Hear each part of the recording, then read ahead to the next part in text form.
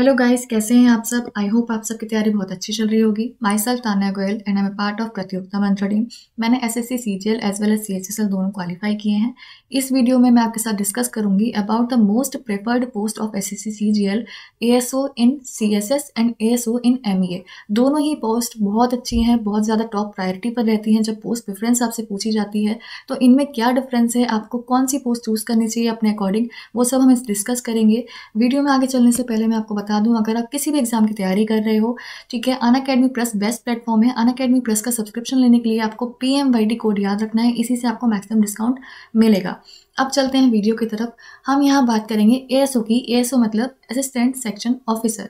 CSS क्या होता है? सीएसएस आपका होता है सेंट्रल सेक्रेटेरिएट सर्विसेज, और एमई होता है आपका मिनिस्ट्री ऑफ एक्सटर्नल अफेयर्स। इन दोनों के बारे में हम सब चीज़ें डिस्कस करेंगे, कैसे क्या रहता है। सबसे पहले आता है वर्क प्रोफाइल। अगर आपने ज्वाइन कर लिया तो आपका वर्क कैसा रहेगा, कैसा प्रोफाइल रहेगा, वो सब हम देखते हैं। सीएसएस की हम बात करें तो इसमें बेसिकली आपका काम जो रहता है वो नोटिंग ड्राफ्टिंग का रहता है। रेगुलर ऑफिस वर्क जो होता है वही रहता है, ठीक है। आपको आराम से टाइम मिलता है कि आप पूरा काम आराम से कर सकें। बहुत ज़्यादा प्रेशर वगैरह नहीं रहता है, आराम का काम रहता है, ठीक है। जो आरटीआईज आते हैं उनका रिप्लाई करना, पार्लियामेंट क्वेश्चंस होते हैं, या फिर grievances of public employees, preparing salary bills of staffs, ये सब आपका मेनली काम रहता है। फाइल वर्क आप बोल सकते हो कि मेनली आपका फाइल वर्क ही रहता है। Typing letter notes, replying to the correspondence of letter notes received, ये सब आपका काम रहता है। बेसिकली इसमें जो सेक्शंस होते हैं अलग अलग, तो किस सेक्शन में आपको अपॉइंट किया गया है उसके ऊपर डिपेंड करता है कि आपका वर्क कैसा है। बेसिकली आपका फाइल वर्क ही यहाँ पर रहता है। अब अगर हम बात करें एमईए की, तो एमईए में आपको या तो जनरल में बनाया जा सकता है या फिर साइफर में। दोनों के अलग अलग काम रहते हैं। अगर आप जनरल में हैं तो आपका यहाँ पे प्योरली डेस्क जॉब रहेगी। जो आपका पेपर वर्क रहता है वही रहेगा। क्लैरिकल जो आपका वर्क रहता है नोटिंग का, ड्राफ्टिंग का, ये सभी यहाँ पर फाइल वर्क आपका रहता है। अगर साइफर में है तो साइफर में आपका क्या होगा, कोडिंग डिकोडिंग होती है मेनली, ठीक है। काफ़ी एडवेंचरस रहता है ये भी, कोडिंग डिकोडिंग काफ़ी सही रहता है। डेसिफरिंग कॉन्फिडेंशियल मैसेजेस फॉर डिपार्टमेंट्स, ये सब काम आपका इसमें रहता है।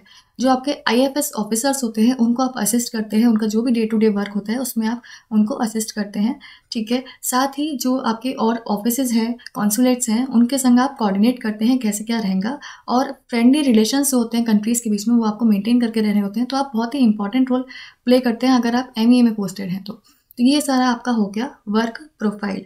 अब आगे चलते हैं। अब हम देखते हैं जब आपकी पोस्टिंग होगी तो उससे पहले आपको ट्रेनिंग प्रोवाइड कराई जाएगी। ट्रेनिंग का कैसे रहता है? ट्रेनिंग की अगर हम बात करें सीएसएस की ट्रेनिंग की, तो यहाँ पर आपकी करीब 10 से 11 हफ्तों की ट्रेनिंग होती है। कहाँ पे कराई जाती है? ये आपकी कराई जाती है institute of secretariat training and management, that is ISTM, located at RK Puram Delhi, ठीक है। आरकेपुरम दिल्ली में ये लोकेटेड है, यहाँ पर आपकी ट्रेनिंग कराई जाती है। इसका बहुत ही इंपॉर्टेंट पार्ट रहता है आपका भारत दर्शन और विलेज अटैचमेंट टूर। ये क्या है? भारत दर्शन में क्या होता है, आपको लेके जाया जाता है। लगभग आपका 2 हफ्ते का टूर रहता है। इसमें अलग अलग मेजर सिटीज़ जो हैं इंडिया की, जैसे मुंबई हो गया, सूरत हो गया, यहाँ पर आपको ले जाया जाता है, दिखाया जाता है कि भाई आपका पूरा इंडिया कैसा है। उस पर आपको रिपोर्ट भी तैयार करनी होती है।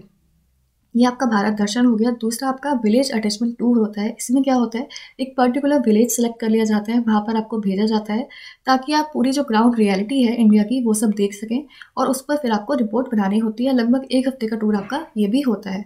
तो ये आपका काफ़ी इंपॉर्टेंट टूर होते हैं। एक तो भारत दर्शन हो गया, दूसरा विलेज अटैचमेंट टूर हो गया। अब आती है ट्रेनिंग आपकी एमईए की। एमईए में आपका ट्रेनिंग कराई जाती है foreign service institute, that is FSI, JNU में है, दिल्ली में, ठीक है। यहाँ पर आपकी ट्रेनिंग कराई जाती है। ट्रेनिंग में आप समझ सकते हैं अगर आपको कहीं भी फॉरेन पोस्टिंग मिलेगी तो वहाँ की लोकल लैंग्वेज आपको आनी चाहिए। इसके लिए जब भी फॉरेन पोस्टिंग करी जाती है तो वहाँ का जो पेपर होता है लोकल लैंग्वेज का वो भी आपको पास करना होता है। तो you must get fluency in local language of that country to get foreign posting. Foreign posting चाहिए होती है तो वहाँ की लैंग्वेज आपको आनी चाहिए, अदरवाइज आप कैसे करेंगे, ठीक है। ट्रेनिंग जो होती है वो काफ़ी हेक्टिक रहती है क्योंकि काफ़ी सारी चीज़ें होती हैं जो कि आपको यहाँ पे सीखनी होती हैं। जैसे आपको पासपोर्ट के बारे में, वीज़ा के बारे में, एडमिनिस्ट्रेशन के बारे में, प्रोटोकॉल, फाइनेंशियल, पर्सनैलिटी डेवलपमेंट, और बहुत सारी चीज़ें हैं जो कि आपको सीखनी है। तो इसलिए ट्रेनिंग थोड़ी सी यहाँ पर हेक्टिक रहती है आपकी। अब हम आगे चलते हैं। अब आती है बात पोस्टिंग की। पोस्टिंग आपकी कहाँ होगी? सीएसएस की हम बात करें, सीएसएस का सबसे बड़ा पार्ट यही है कि मोस्टली आपकी पोस्टिंग यहाँ पर दिल्ली में रहती है। तो जो भी लोग दिल्ली के हैं या जिनको दिल्ली में पोस्टिंग चाहिए तो मोस्टली वो सब इसी को प्रेफर करते हैं क्योंकि लाइफ टाइम आपको यहीं पर रहना होता है, ठीक है। जैसे उद्योग भवन हो गया, निर्माण भवन हो गया, ये सब यहाँ पर आपको पोस्टिंग मिलती है depending upon the ministry in which you are posted, ठीक है। लेकिन अगर फिर भी आप कहीं और जाना चाहते हैं, रीजनल हेडक्वार्टर्स में जाना चाहते हैं, तो आप डेपुटेशन पर जा सकते हैं, लेकिन एक लिमिटेड टाइम के लिए जा सकते हैं। अदरवाइज आपको फुल लाइफ आपको दिल्ली में ही रहने को मिलेगा अगर आप CSS में ज्वाइन कर रहे हैं तो, ठीक है। अब आता है MEA में। MEA में देखो, MEA में पोस्टिंग का क्या रहता है, शुरू में आपको दिल्ली में मिलेगी, लगभग 1.5 साल के बाद आप एलिजिबल हो जाओगे कि आपको फॉरेन ट्रांसफ़र मिल जाए। सीधी सी बात है, अगर आप MEA में ज्वाइन कर रहे हो, इसका मतलब आपको बाहर जाना है, तभी आप MEA में ज्वाइन कर रहे हो, फॉरेन पोस्टिंग आपको लेनी है। शुरुआत में क्या होता है, थोड़े से हार्ड कंट्रीज़ जो होती हैं, तो वहाँ पर आपको पोस्टिंग करी जाती है। कोई सी भी कंट्री में आपको पोस्टिंग मिल सकती है। ऑल्दो वहाँ पर आपसे डेस्टिनेशन पूछी जाएंगी, आपको लिस्ट प्रोवाइड कराई जाएगी कि आप इसमें से चूज़ करिए, ठीक है। जिसमें से आप चूज़ करते हैं कि आप 5-10 डेस्टिनेशंस बता देते हैं कि हमको यहाँ पर चाहिए, बट फिर भी ये आपके हाथ में नहीं होता है, ये मिनिस्ट्री के हाथ में होता है, वो कौन सी कंट्री में आपको भेज रही है, ठीक है। तो यहाँ पर आपका ट्रांसफ़र्स होते रहते हैं। और यहाँ पर पोस्टिंग आपको पासपोर्ट ऑफिस जो है, पासपोर्ट रीजनल ऑफिस जो है, वहाँ पर भी पोस्टिंग मिल सकती है। On the need basis, requirement होगी तब आपको वहाँ पोस्टिंग मिलेगी, अदरवाइज नहीं मिलेगी। तो यहाँ पर यही रहता है कि आपका फॉरेन पोस्टिंग रहती है। और ऑब्वियस सी बात है, अगर आप MEA चूज़ कर रहे हैं तो आपको फॉरेन जाना है, इसलिए आप MEA चूज़ कर रहे हैं। काफ़ी अच्छी पोस्ट मानी जाती है ये इस पॉइंट ऑफ व्यू से। अब आगे चलते हैं, अब देखते हैं ग्रेड पे। ग्रेड पे क्या रहता है, दोनों ही पोस्ट आपका ग्रेड पे रहता है 4600, ठीक है। दोनों का ही ये रहता है। पे लेवल 7 आता है आपका, ठीक है। पोस्ट की बात करें तो देखो, अगर हम CSS की बात करें, ये भी ग्रुप बी की आपकी पोस्ट है, और MEA की बात करें, ये भी आपकी ग्रुप बी की पोस्ट है, दोनों ASO की। एज लिमिट दोनों ही आपकी 20 to 30 ईयर्स यहाँ पर एज लिमिट मेंशन है। अब आगे चलते हैं, अब देखते हैं करियर ग्रोथ। एक बार आपने ज्वाइन कर लिया तो आपके क्या प्रमोशंस होंगे, क्या प्रमोशन एक्सपेक्ट्स होंगे, वो हम यहाँ डिस्कस करते हैं। CSS की हम बात करें तो ASO के बाद आपका सेक्शन ऑफिसर आप बन जाएंगे, जिसका ग्रेड पे होगा आपका 4800। फिर आप सेक्शन ऑफिसर बनेंगे, जिसका ग्रेड पे होगा आपका 5400। फिर अंडर सेक्रेटरी ग्रेड पे आपका 6600, deputy secretary 7600 and then director 8700। ये आपका पूरा प्रमोशन रहता है अगर आप CSS में ज्वाइन करते हैं तो यहाँ के प्रमोशंस काफ़ी अच्छे माने जाते हैं, ज्वाइनिंग भी टाइमली मिल जाती है यहाँ पर। अब देखो MEA की हम बात करें तो यहाँ पर प्रमोशंस का क्या है, प्रमोशंस थोड़े स्लो हो गए हैं, क्योंकि डिपार्टमेंटल एग्जाम्स जब तक होता था तब तक तो सही रहता था, बट अभी 4-5 सालों से डिपार्टमेंटल एग्जाम आपका होना बंद हो गया है, इस वजह से प्रमोशंस यहाँ पे स्लो हो गए हैं। CSS में अभी भी आपका डिपार्टमेंटल एग्जाम चलता है, ठीक है। तो MEA में आप ASO के बाद बनते हैं सेक्शन ऑफिसर, फिर आप बनेंगे अंडर सेक्रेटरी, और यहाँ पर जैसे ही आप अंडर सेक्रेटरी बनेंगे तो ये आपका IFS कैडर स्टार्ट हो जाएगा। अगर आप डायरेक्टली UPSC के थ्रू ज्वाइन करते हैं तब आप यहीं से स्टार्ट करते हैं, ठीक है। फिर आप डेप्यूटी डायरेक्टर बनेंगे और फिर आप देन डायरेक्टर बनेंगे। ये आपके प्रमोशनल एक्सपेक्ट्स रहते हैं अगर आप MEA में ज्वाइन करते हैं।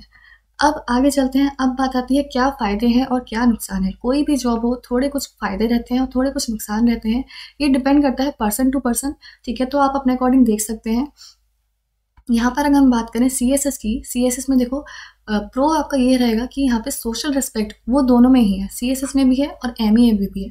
सोशल रिस्पेक्ट भरपूर मिलती है, क्योंकि अगर कोई सुन ले कि आप CSS में हो या फिर आप MEA में हो तो पहले ही अच्छा लगता है, अच्छा से फील होने लगता है। तो सोशल रिस्पेक्ट दोनों ही जॉब्स में भरपूर है।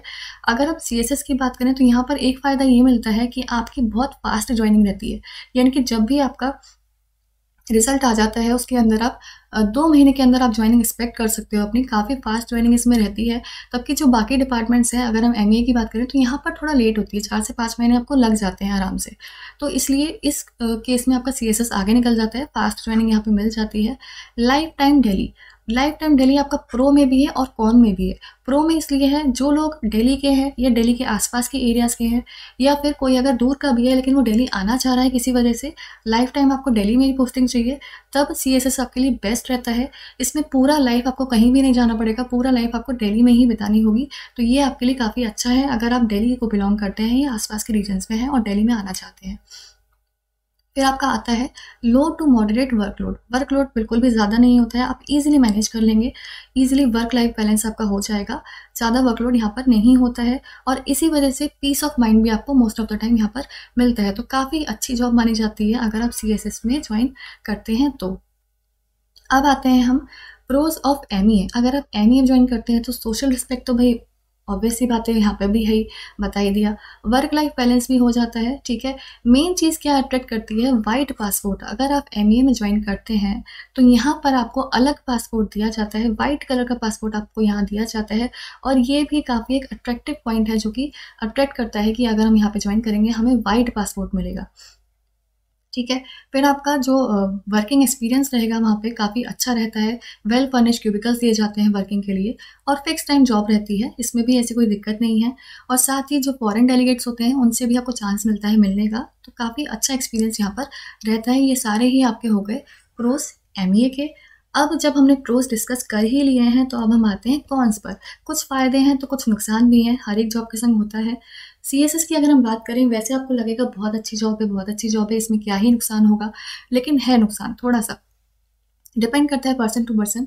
यहाँ पर क्या है, अगर आप एडवेंचरस हो, आपको चाहिए अलग अलग काम हमें करना है, हम सिंपल बोरिंग लाइफ नहीं जी सकते, तब आपके लिए सीएसएस थोड़ा मुश्किल रह सकता है, क्योंकि यहाँ पर सिंपल एक ही काम आपको पूरी लाइफ करना है, कोई एडवेंचर नहीं रहेगा। थोड़ी सी आप कह सकते हो कि बोरिंग सी जॉब हो जाएगी यहाँ पर, ठीक है। सिंपल सा लाइफस्टाइल रहेगा, तो ये आपके लिए कौन हो सकता है, लेकिन पर्सन टू पर्सन डिपेंड करता है। तो हो सकता है ये आप प्रो में भी काउंट कर सकते हो, ठीक है। दूसरी बात आती है पावर की। पावर आपके पास, जो कहते हैं ना पावर आ गई, तो वो वाली पावर आपके पास ज़्यादा नहीं आएगी सीएसएस में आप ज्वाइन करोगे, तभी आएगी जब आप अंडर सेक्रेटरी के लेवल तक पहुंचोगे। उससे पहले आपकी नॉर्मल सी पावर रहेगी, बहुत ज़्यादा पावर आपके हाथ में नहीं होगी, ठीक है। फिर अब यहाँ पर कॉन्स में देखो, मैंने आपको पहले भी बोला था कि कॉन्स में लाइफ टाइम जो डेली पोस्टिंग मिलती है वो आपका प्रो में भी काउंट होगा, कॉन्स में भी काउंट होगा।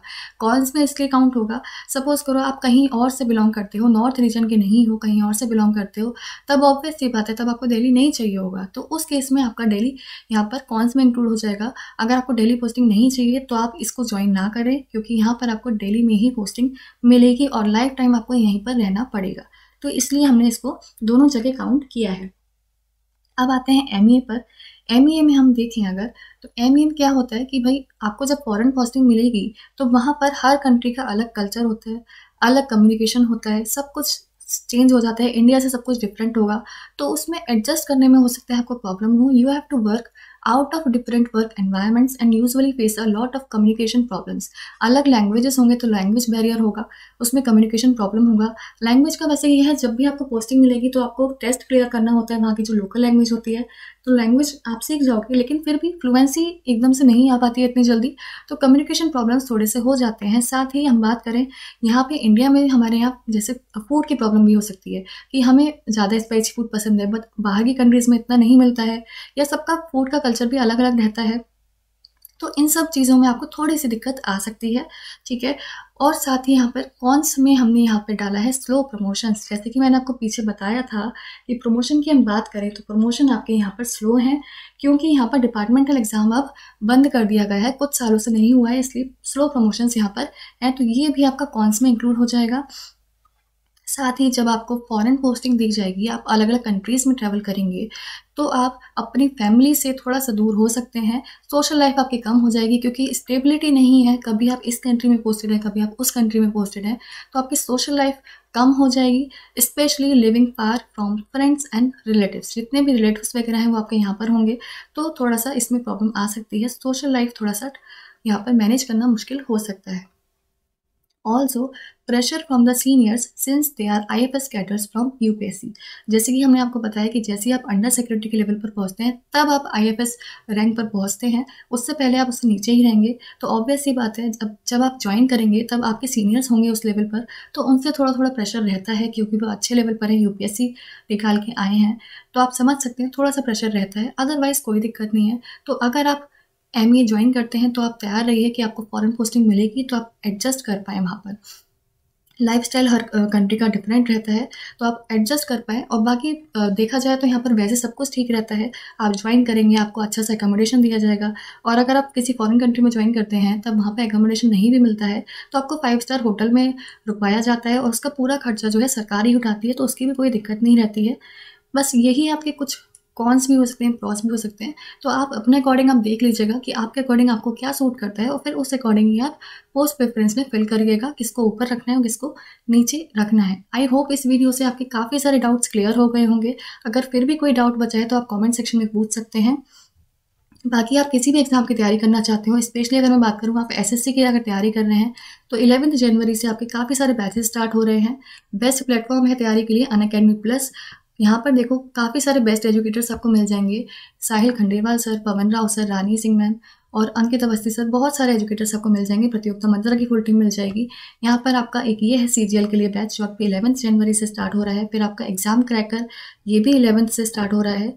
सीईटी ब्रह्मास्त्र बैच, ये भी आपका 11 से हो रहा है। और भी काफ़ी सारे बैचेस हैं। आपकी नीड के अकॉर्डिंग आप देख सकते हैं। आपको करना क्या है, अनअकैडमी की लर्निंग आपको इंस्टॉल करना है। अपनी एग्जाम कैटेगरी चूज़ करो बेटा, और फिर उसके बाद जो है अपना बैच देखो कि आपको कौन सा बैच सूट कर रहा है, किस में आपकी बेस्ट तैयारी हो सकती है। अनलिमिटेड बैचेस हैं, बहुत सारे बैचेस हैं, जिसमें आप चाहो उसमें एनरोल कर सकते हो। प्राइस केवल आपको एक ही बार पे करना है। जब सब्सक्रिप्शन लोगे तो वहाँ पे आपसे पूछा जाएगा 1 मंथ का, 3 मंथ का, 6 महीने का, 12 महीने का, 24 महीने का। मैं आपको यही सजेस्ट करूँगी एक बार में आराम से सब्सक्रिप्शन लेके बैठ जाओ। 24 महीने का एक बार में ले लो, बेस्ट यही रहता है, मैक्सिमम बच्चे यही लेते हैं। आपको बस एक चीज़ ध्यान रखनी है, कभी भी वो अमाउंट मत पे करना जो शो किया गया है। उसमें यहाँ पे आपसे रेफरल कोड पूछा जाएगा, वहाँ पर रेफरल कोड की जगह आपको PMYT एंटर करना है। जैसे ही आप PMYT लगाओगे आपको मैक्सिमम डिस्काउंट मिल जाएगा। तो पूरा फ़ायदा उठाओ इस PMYT कोड का। साथ ही आपका एक कॉम्बो भी है, अगर आप एसएससी, बैंक, रेलवेज तीनों के ही एग्जाम्स को टारगेट कर रहे हो तो तीनों का अलग अलग लेने से अच्छा है आप एक बार में कॉम्बो ले लो। उसमें आपको मैक्सिमम डिस्काउंट के लिए क्या याद रखना है, PMYT कोड याद रखना है, इसी से मैक्सिमम डिस्काउंट मिलेगा। इसके अलावा आप किसी भी एग्जाम की तैयारी कर रहे हो, अगर मैं बात करूँ यूपीएससी की आप तैयारी कर रहे हो, या फिर IIT जेईई की कर रहे हो, या फिर नीट की कर रहे हो, यूजीसी नेट की कर रहे हो, सब में आपका एप्लीकेबल रहेगा। तो PMYT को याद रखिएगा, इसी में आपको मैक्सिमम डिस्काउंट मिलेगा। प्राइस हाइक भी जल्दी होने वाला है, अभी रुकवा दिया गया है, काफ़ी बच्चे की रिक्वेस्ट आई थी। तो अगर अभी तक आपने सब्सक्रिप्शन नहीं लिया है तो अभी भी आप ले सकते हैं। PMYT याद रखिएगा, इसी से आपको मैक्सिमम डिस्काउंट मिलेगा।